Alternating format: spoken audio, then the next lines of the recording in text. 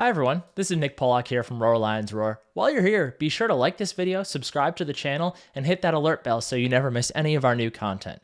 And if you prefer to listen instead of watch, make sure you check us out on your podcast platform of choice where you can subscribe and download each new episode. Thanks for watching and thanks for listening. Go State! Hello everybody and welcome back to Roar Lions Roar. I am your host tonight, Nick Pollock, and I am joined by Mr. Matt Filipowicz. Matt, how are you doing? Nick, what's your stance on packing your lunch? Unpacking my lunch. Well, I work at home, so I am rarely in a situation anymore where I would have to pack my lunch. But when I did work in my office before COVID, I packed my lunch pretty much every day. What exactly are you going for here in terms of like do I like doing it or like No, so I commute into work on a train, so it's public transit, and a lot of the time if I don't get out early enough, the train gets kind of packed, and I've had situations where I was like, man, this could really be more beneficial if I didn't have to worry about is my lunchbox gonna hit somebody in the face. So I really enjoy packing. I think it's a very nice way to end my night. A lot of nights packing my lunch for the next day, but as it gets a little cooler, people are going to the office a bit more regularly. Vacations are kind of not really happening, and I'm starting to get a little bit nervous about my whole commuting rhythm. So I don't really have a place to go with this. I was just curious your thoughts on bringing your lunch to work. yeah, see that even in the scenario where I am going to the office every day, that wouldn't have been an issue for me. One, because I would drive to work because I live in Seattle and public transit is public train transit is minimal. And then two, I would just put my lunchbox in my backpack and just carry that. So I'm unfamiliar with the dilemma that you've presented here today. If anyone has any thoughts, let me know. Tweet at me. So I'm dying to know if there's a better answer. Instead of talking more about lunchboxes, though, let's talk about Penn State football because our Nittany Lions are now 1-0 heading into week 2 against Delaware. And spoiler alert, we don't really have a lot to say about the Delaware football team. We have some things to say. Delaware is a perfectly fine FCS program, but obviously this week is more about, what do we want to see from Penn State as opposed to what are we necessarily afraid of when it comes to Delaware. So the conversation today will be more focused on the Penn State side of things. It won't follow necessarily our typical flow of a preview that you are probably used to. We won't do the whole Penn State wins if, Penn State loses if, etc. stuff because we are fair or not, we are assuming a Penn State win here. But before Delaware, we get Delaware into... is 1-0 with a win over Stony Brook as of this week, and last year they did make the FCS playoffs and were ranked in the coaches poll and I think FCS's version of the AP poll, and they finished the year 8-5. So not too bad of a season for Blue Hens last year. A perfectly good team. We'll talk a bit more about them when we get to the end where we start to make our score predictions. But for now, before we get into what we really want to see from Penn State this week, Matt, I think the first thing I want to discuss today is Drew Allar. And specifically, the Drew Allar... I'm sorry, what? Big Ten Player of the Week. Offensive Player of the Week, Drew Allar.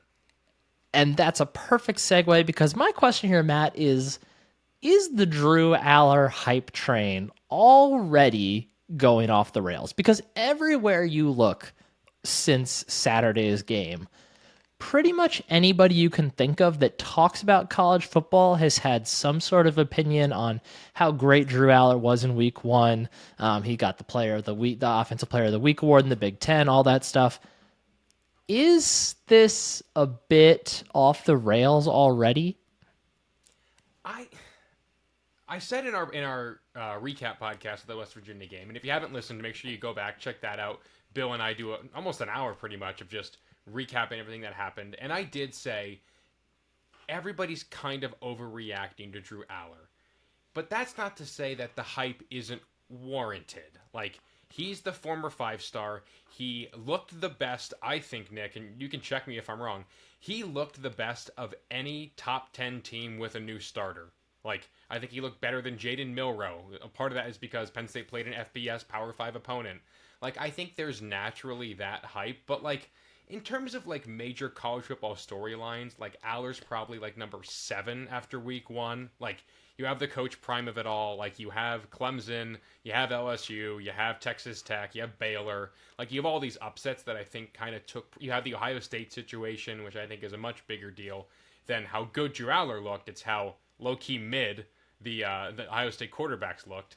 I do think that it could be getting out of control, and maybe the people who are saying, like, let's send him to New York are putting the cart before the horse a little bit, but, like, I understand why there's all of this excitement after watching Aller go out there and play a pretty outstanding game against an FBS opponent, Power 5 opponent in week 1.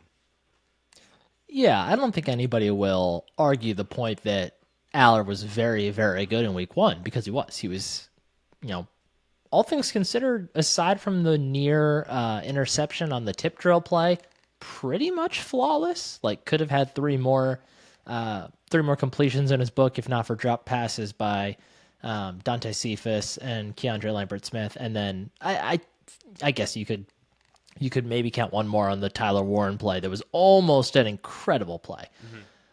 Mm-hmm. And Trey Wallace on the swing route. And Trey Wallace on the swing route, right? That's right.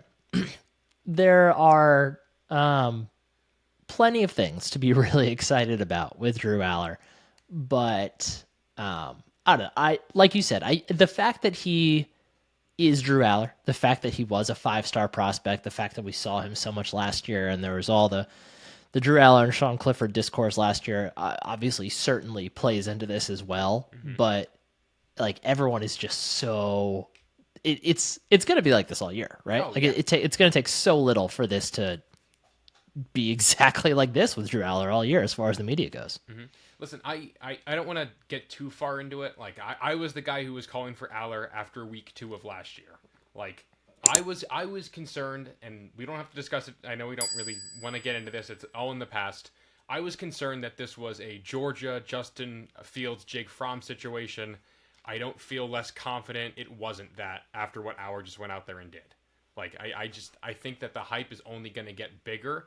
And we kind of talked about today, Nick, in our Slack, you and I, after the Iowa game, you think if he still looks outstanding, then we can start having a conversation about what exactly that means for Penn State and their realistic future moving forward?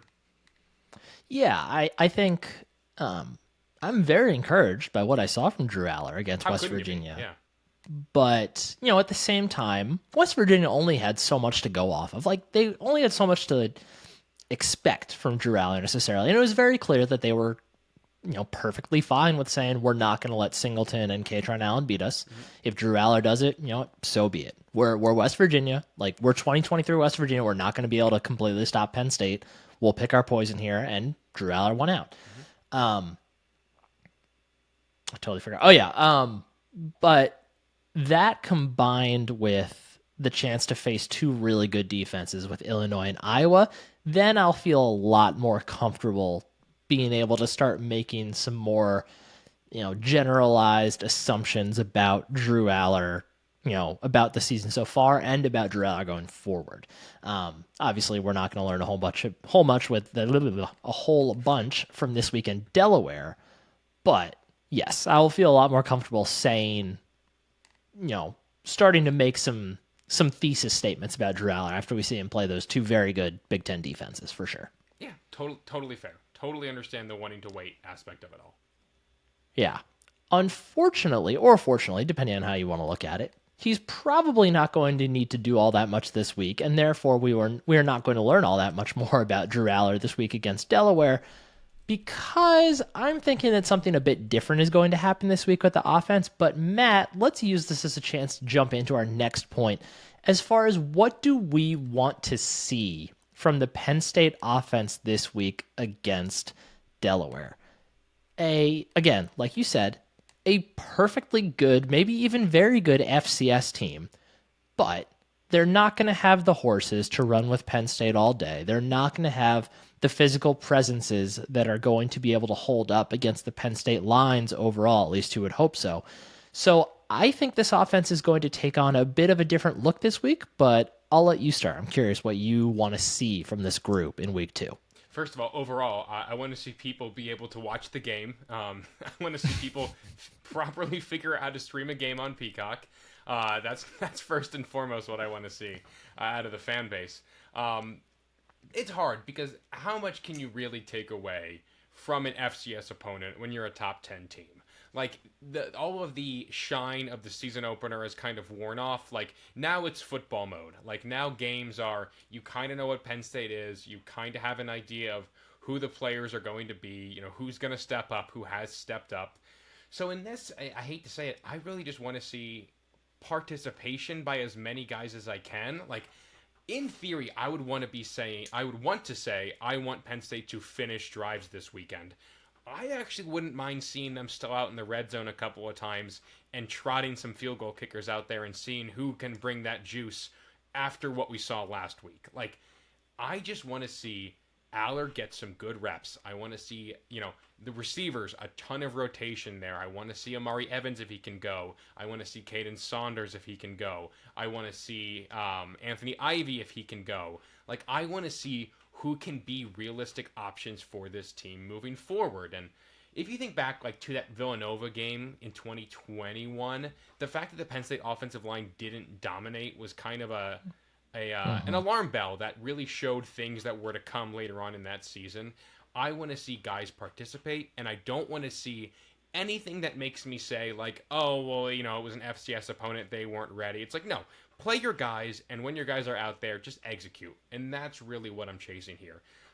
No matter what happens, we're not going to be able to, no one's going to feel any different about Drew Allar, unless, he throws 7 interceptions against Delaware. But, if the game goes like we hope it will, nobody's opinion on Penn State is going to change from this game. So just show me guys can go out there and can perform in front of a big crowd. That's really what I'm looking for this week. Yeah, you hit on two of the main things that I want to see. Number one being a lot of different receivers. This is, to your point, this is a really good chance to see some names in the receiver room that we might not hear from a whole lot more the rest of the season unless they really, ball out in practice. But yeah, this is a great chance for a guy like Caden Saunders to get a good amount of run and really continue to settle in and get comfortable because he could be a factor later on for this offense. This is a great chance for a guy like Dante Cephas to continue to get comfortable at the D1 level, even though we're not playing a FBS team this week. It's still a chance for him to continue to get accustomed to the speed with which his own offense operates and get used to catching balls from Drew Allar and stuff like that. To your point too about the offensive line, that my first point is I want to see offensive line dominance this week. That's what should happen when you have a top 10 team in FBS like Penn State playing an FCS team, regardless of their level. The biggest discrepancy between those two divisions of college football is in the trenches, and it's in the physicality of the offensive line and the defensive line.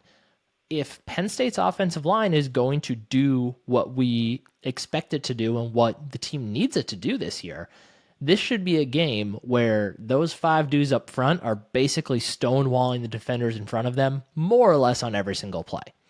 And then the other side of that is I would actually like to see them lean on the run game a bit more this week, just to help, continue to get those guys settled and continue to work on the blocking concepts in the run game. We saw a lot of really great things from the offensive line in week 1 as far as run blocking goes, even though they weren't asked to do it a whole lot, in the grand scheme.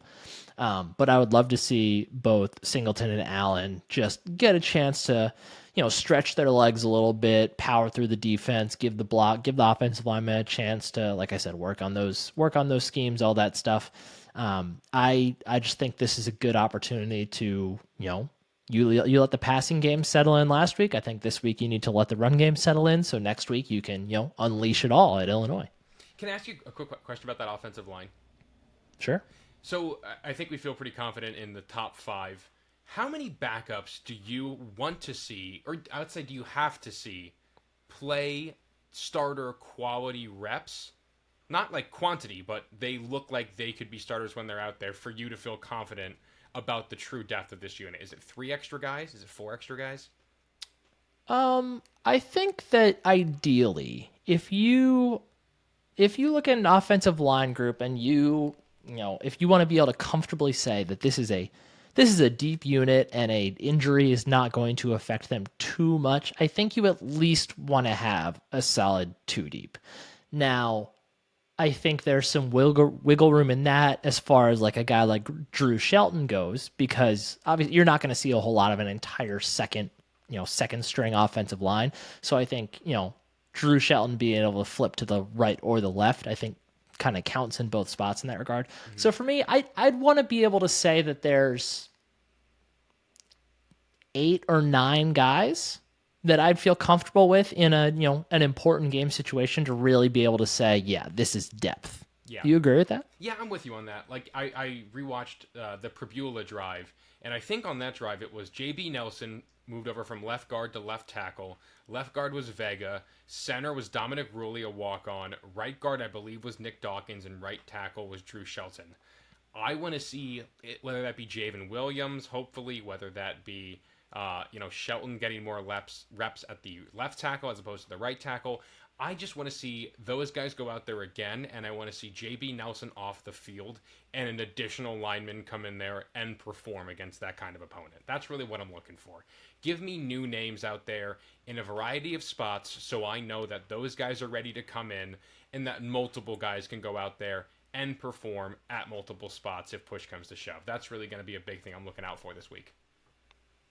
Yeah, that's a great point. I think another place that it would be really good to see some new names get in there and just kind of change the way things are is everybody's dressers at home as far as their clothing is concerned. I was dying to see where you're going with this.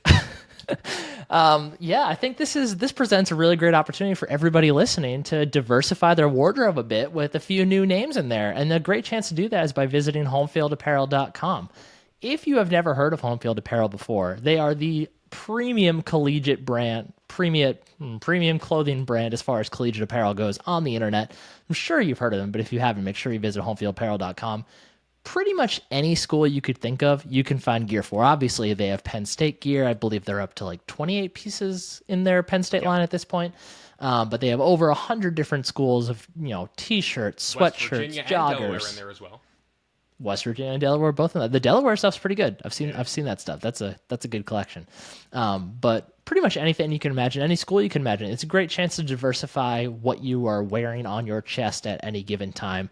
And obviously home field means a bit more to you for your favorite teams because they have those designs that really only you would recognize as somebody who has some sort of connection to the school. They go back, they dig through the yearbooks, all that good stuff to find all these great designs to incorporate in their apparel. And if you are listening to this, you are a very lucky listener because you can get 15% off of your first order if it is your first time checking out at homefieldapparel.com by using the code RLR23 at checkout. Again, that's 15% off. That's a lot. That's a good amount, especially if you fill up that cart. All you have to do is use that code RLR23, all caps, all one word at checkout for that 15% off. Make sure you give them a look. They have great, unique designs. It's very comfortable apparel. Matt and I both wear our home field stuff constantly. Matt, are you wearing a home field shirt right now? I am indeed. I'm wearing the We Are Penn State with the old school Nittany Lion logo on it today. Yeah, that's a great one. Be sure to visit homefieldapparel.com. Check out the shirt Matt's wearing. I'm not wearing one today, but be sure to check out the one Matt's wearing and anything else you can find. It's well worth your time. Get your holiday shopping done early so you can just focus on football from here on out. Matt, let's flip things over to the defensive side of the ball now. We've talked about what we want to see from the offense this week. What we want to see from the defense is a bit of in some ways is a bit of a trickier proposal because you don't have as much control over what's going on when you're talking about the defense. But is there anything in particular that you want to see from Manny Diaz's unit in week 2? There's not a particular thing, but there are particular guys, and I have 6 of them listed here. Nick, do you want tier A guys or tier B guys I want to see? Let's go tier A. Let's go tier A. So first things first, Amin Vanover, I want to see Keziah Izzard and Daquan Hardy. The best ability is availability. We don't know the reason they were out.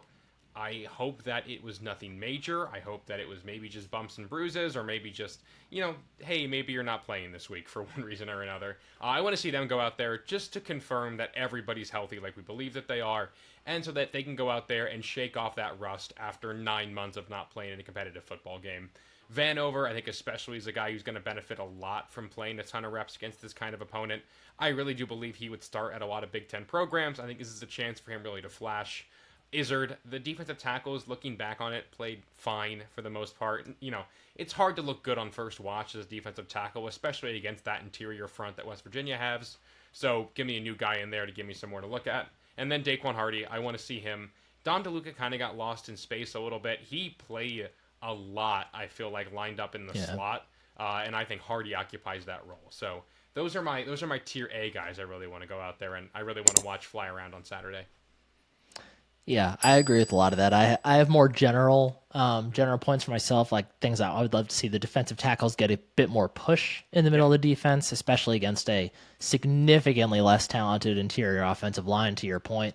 I would love to see the defensive ends play a bit more under control. It's been said by multiple sources over the past few days, but Adisa Isaac and Chop Robinson and Dennis Sutton all, looked like guys that were, champion at the bit to get back on the football field. And they kind of played like it. Didn't really do a great job containing Garrett Green, especially when you're facing a guy like that who is going to try to break the pocket the first sign of trouble. So it'd be good to see them play, just a bit more within the game plan, because this is a big moment for Deion Barnes too, because of that. Like that's his room now. Like I want to see how he got on them on practice this week, and really see what that means in terms of adjustments. That's a sneaky storyline to keep an eye on.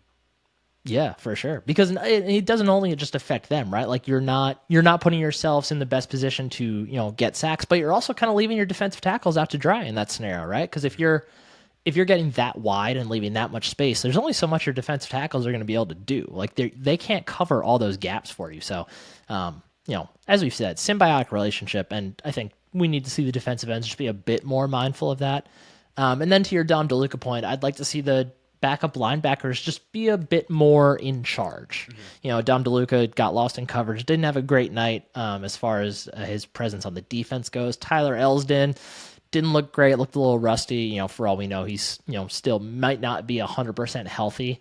And then Tony Rojas got done pretty dirty on that option keeper that Garrett Green took. That was a no read situation. I think that's him trying to go B gap and it just not. Yeah, well, it wasn't pretty for the freshman, but sometimes that's a freshman moment that can help spurn greater things.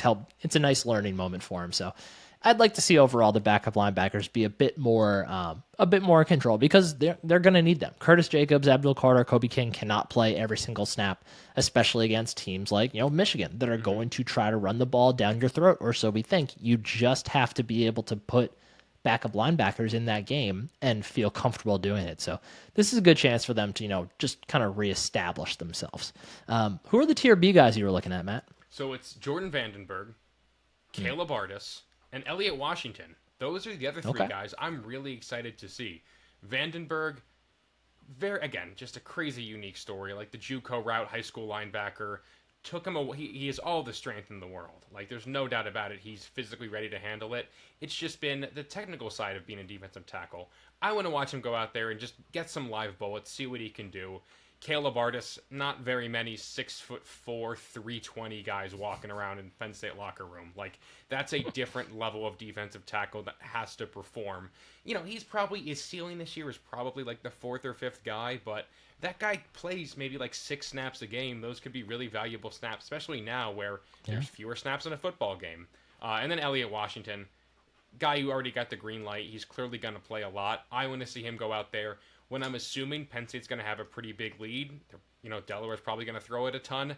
I want to see Elliott Washington really step up and make some plays, maybe force a turnover here if he can. So those are my 3 probably under the radar guys that I'm excited to go out there and watch this week. I like it. I think the other big storyline going into this week, Matt, aside from the Drew Allar hype train, is the kicking game for Penn State. Yeah. In one regard, things are very settled now as far as kickoff specialist goes, because Gabe Nwosu looked amazing kicking the ball off in week 1. Yeah. I think he was 6 for 6 with touchbacks, and they were not, not like borderline touchbacks. Like those things were gone. Those were Jordan Stout level touchbacks. That's a weapon to have, man. I'm so excited for Gabe Nwosu. It's always cool when a walk-on can go out there and really get recognized on what was overall like a pretty crappy week for his unit. Yeah, especially for someone like him. Like he was buried on the punter depth chart. Like that's not a fun place to be. No. So for him to be able to kind of find his niche now is very awesome to see. But as far as place kicking goes, and then even actually, I believe Sandor Sahadak actually took a kickoff as well, and that was the one non-touchback of the game. So really, really tough day for Sandor Sahadak overall. Missed both of his field goal attempts wide right. He did hit both of his PATs, and we got the report this week about how unprompted during team meeting, got up, apologized to the team. We know Sahadak has a monster leg. Feel like I remember posting videos when we still had a website of him hitting like 71-yard field goals, stuff like that. Obviously, practice situation, like no one rushing. So caveat to that. At the field by my orthodontist, which means nothing to nobody, but I drive by the field he was doing it at when I'm back in PA. But obviously a monster leg, a ton of potential. And then there's Alex Felkins, the Columbia transfer. He came in the game in the second half. He hit his only field goal attempt. I think he only had one, right? Yep, and 2 extra points. Yeah, hit both of his PATs as well. Does not have the legs Sahadak does, and wasn't really expected to be necessarily a difference-making D1 kicker. But hey, if he's going to make us kicks, and Penn State's offense is going to be able to avoid situations where they're, taking shots at long kicks too much, he could work just fine. What do you think they're gonna do this weekend going forward here? So I think it's probably Felkins' job, just because kicking is so hard to do. Like when the lights are on, that's when you can actually tell how talented somebody's going to be at this. So I feel confident Penn State's going to score more than 4 times. I think they're going to have more than 4 scoring drives, whether that be field goals or extra points. I think the first 4 go to Felkins, and then I think you let Sandor build that confidence back up and trot him back out there and say, look, we still believe in you. I think that's really important. Like, you always want the kid on scholarship who's going to be around at least another year to go out there and be able to perform at a high level, and I think that's a great opportunity to do it in a low-stress environment. So that's how I would handle it. I think both guys get to go out there, and you maybe put Felkins in some more quote-unquote pressure situations in a closer game, and then he lets Sahadak go out there and, make his kicks, see if he can hit maybe a long one, get that confidence back up, and let's right this ship a little bit and kind of start changing the narrative on this group.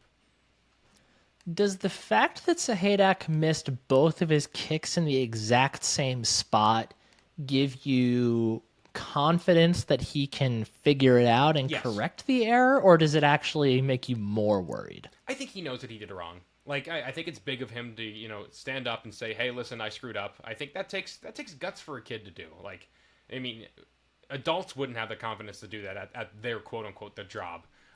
So I think that's a big sign of maturity for the kid, and I think the staff, I want to choose my words carefully, because the staff doesn't owe anybody anything, but I think it behooves the staff to give the kid a shot again. And again, I do think this is Felkins. I do think Felkins is your Penn State starting kicker. But again, I think it would be really valuable for Sahadak to get some extra shots at this, especially if the game gets out of hand. Yeah, sure. That's perfectly reasonable. Matt, so let's go ahead and let's move on to score predictions. Before we get into that exactly, let's just give a bit of a background on Delaware here. So quarterback Ryan O'Connor, this is his first year starting. He did a pretty decent job week 1 in the win over Stony Brook, had 346 yards through the air, 1 touchdown, did have 2 picks. But this will be obviously the biggest start of his career, well, his life, really.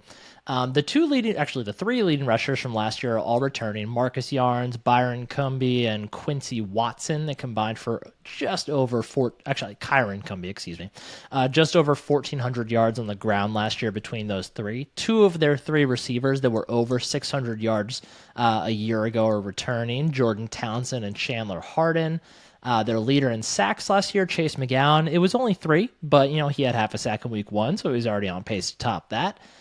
They did have 3 picks in week 1 defensively, but they also turned it over 4 times themselves. They threw 3 picks on their own, and they also lost a fumble. They ended up putting up 559 yards of total offense, allowed only 327. So, overall, a very good week 1 for Delaware, but it's a different beast playing against Penn State on the road in Happy Valley. There's not currently a spread for this game. There usually isn't when it's an FBS team against an FCS team, and that FCS team isn't like South Dakota State or North Dakota State.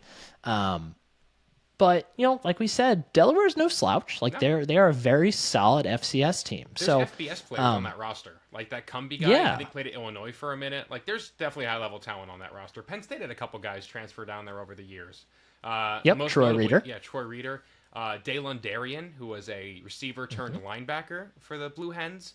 Was Pat Devlin, is that the guy I'm thinking of here too as well? I mean, maybe, but that precedes my Penn State fandom. So people are probably yelling at us through their headsets right now for not knowing that. For the SP Plus side of things, Bill Connolly's SP Plus projections has Penn State winning this game 40-8. I love the 8 for Delaware. I love that. Matt, where's your head at as far as the score prediction goes for this one? The weather's kind of going to impact how I feel about this. I really hope the weather holds out. I might go to this game. I'm still TBD on if I'm going to go to this game. I would love for it to be great weather. That's when I'm going to decide if I'm going to drive across multiple states to go to a Delaware game. But if the weather holds out, I think Penn State can go out there. I think they can put up about 56 points. So, give me 56-7. I'll call it. I feel pretty good about that. If it's like a gross monsoon, circa that Northwestern game last year, give me Penn State 35, Delaware 3.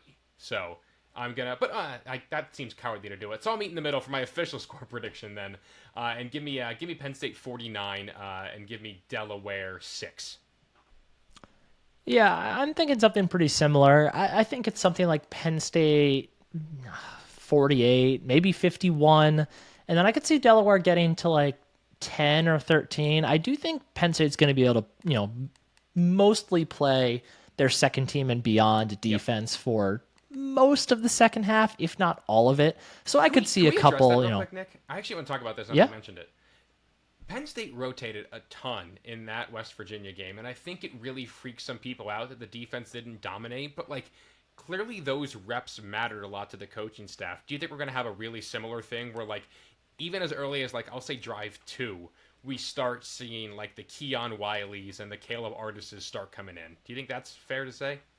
Yeah, absolutely. Okay. And if you're surprised by the extreme defensive rotation early in the year, where have you been? Franklin's been doing this for years now. This is not anything new, especially against Delaware. Yeah, I think like you said, as early as the second drive, I think we'll see a significant number of second and third stringers start to enter the game. I think we'll only see that first string defense in its entirety for the first drive. That's it. I think after that we'll just see kind of bits and pieces sprinkled all throughout. But overall, like I said, I don't think this is going to be all that strenuous for Penn State, and I think they're going to mostly do it on the ground. I think there's probably a pretty good chance that both Singleton and Allen are over 100 yards. I'd be comfortable even saying that one of them, maybe sniffs 200 in this game. I think it's going to be that kind of game for Penn State. I think we're going to see a lot of play action passing for Drew Allar in this one, just to continue to get used to that look, because they're going to need that against Illinois and Iowa. So, yeah, I think overall this is going to be, hopefully like you said, hopefully the weather holds out, but I think it should be a pretty stress-free, enjoyable Saturday afternoon in Happy Valley. Yeah, we love an 11 a.m. Central Time kick. We love the early kicks, and I'm excited to see, if I don't go to the game, what the Peacock broadcast looks like. So, a lot of I am too. Outside of the traditional stuff that, it's all the stuff about college football people don't care about, but sickos are kind of into. So that's what I'm intrigued by. Have you watched a lot of sports broadcasts on the streaming services like Apple and Peacock and all those other ones? Apple's baseball stuff I've been pretty intrigued by. I tried to avoid Amazon Thursday Night Football, not out of protest to anything aside from bad football for the most part, because those games were trash. I think overall they're fine. I don't know. I have an antenna, and I really like my antenna. So it's always tough when I got to try something new. I really like that. I think the alternate broadcasts do a really great job overall. It's Thursday Night Football is a little. I think the advanced statistics stuff they do with the all the different, because Amazon powers all the NFL engine, whatever they call it. So that's pretty interesting. The broadcast overall is usually kind of but like you said, like Apple TV, MLB Friday nights on Apple TV, I adore. I think those awesome. are beautiful broadcasts. Apple not a sponsor, but they could be. Yeah, not a sponsor, but they could be. I would really love for Apple to.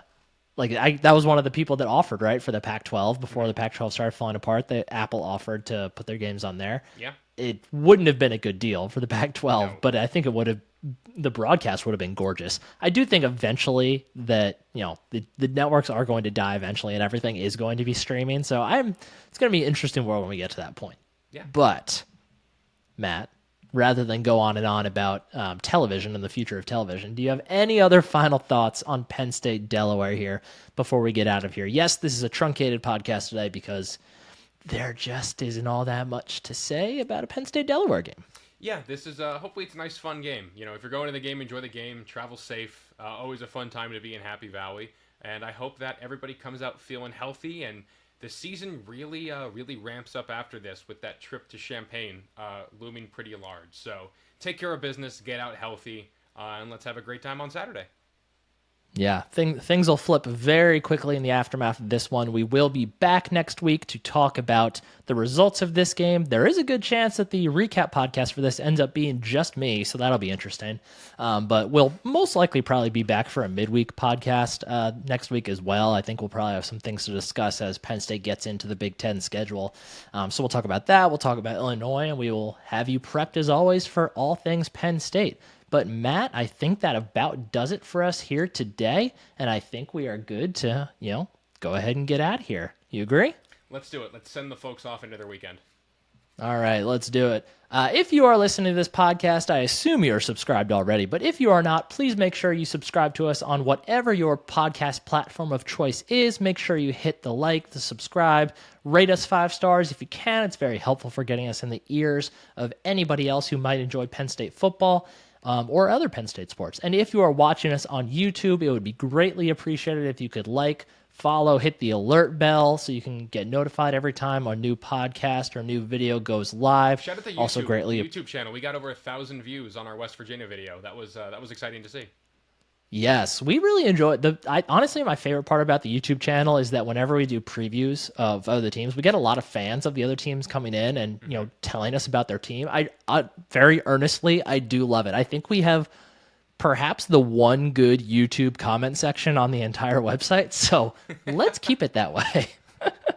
But I think that's going to do it here tonight for us. And make sure you visit homefieldapparel.com. Use that code RLR23 at checkout for 15% off of your first order.